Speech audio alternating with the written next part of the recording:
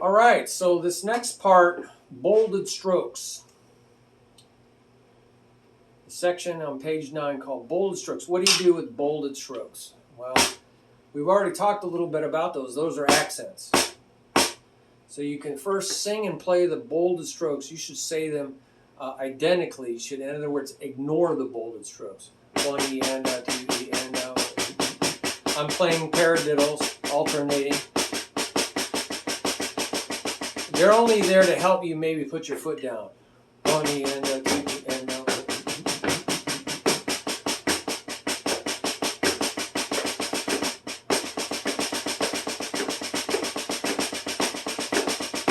no accents there at all. Just helping myself know where each one starts. I see the bolding, and I can put my feet there to help me remember that.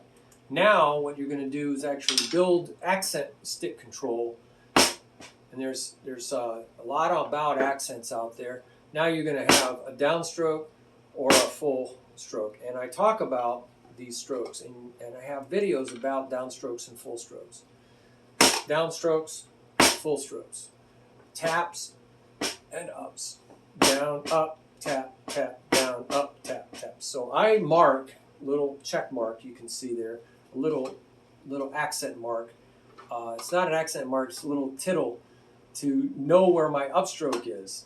Or I put little U underneath something that is going to go up. See, this is going to go up. So that's a down, it goes back up. It's called a full stroke. So I might just put an F, but you can just say, you know, little slash mark saying, oh, I see it's loud, it's bold, but it goes back up. Oh, I see it's loud, but there's no slash mark. And how do I know? You always look forward and say, where's the next time this plays? Is it soft? If the next time this plays is soft, then it's just a downstroke. If the next time this plays is loud, then that was a loud. That was a full stroke. Is this a tap or an up? Well, when's the next time it plays? It goes up to play loud the next time. So you can always look ahead. It's always about be prepared. Always look ahead. So I give you some suggestions about how to do this very systematically, marking your accents. Now, I said, accents bolding can be changed from what is indicated in the tables to emphasize either different counts. There's all kinds of reasons for changing the bolding, the accents. So I'll get, that's number 3.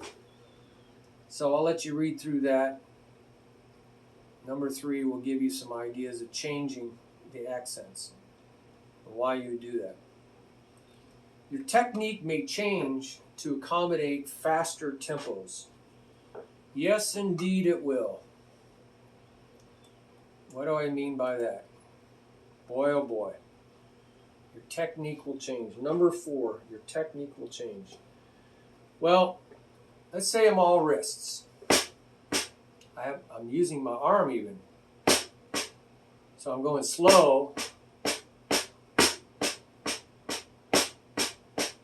because I'm trying to really exaggerate my motion to create muscle memory. And so I'm using my arms and wrists only. And I can do that for quite a while. As I get going faster and I don't need the volume, I can just use my wrists. This is all wrists. I'm getting good wrists. I'm warming up my muscles.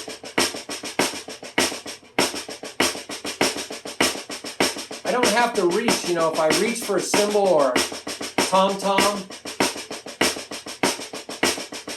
then I obviously have to use my arms. I'm still just using my wrists and my arms. I'm sorry, my wrists only. Now as I get going faster, I'm going to start getting my fingers more involved. What do I mean by that? Using my fingers, using my fingers. also using my wrist for the accent.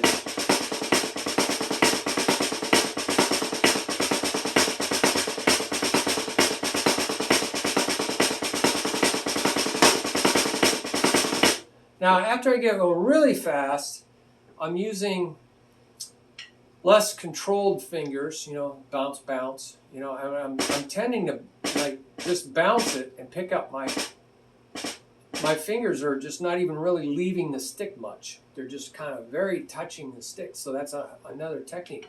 There's a lot of times where instead of going up, down on like an inverted double, using your wrist to get that down. That's all wrist. And you can use your fingers. See how I open my fingers and then... So I'm using my fingers to slap it. That's a technique. So inverted doubles, there's a video about inverted doubles. Okay? So I'm going to put you pause. I got somebody at the door. Oh, okay, back just for a minute. That's my next student. So the techniques can change. So instead of, you know, wristing it to get that double, I'm going to just drop it, right?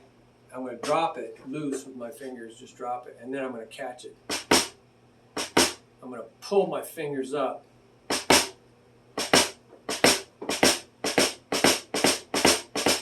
So I can go a lot faster doing an inverted double. Same thing with this side.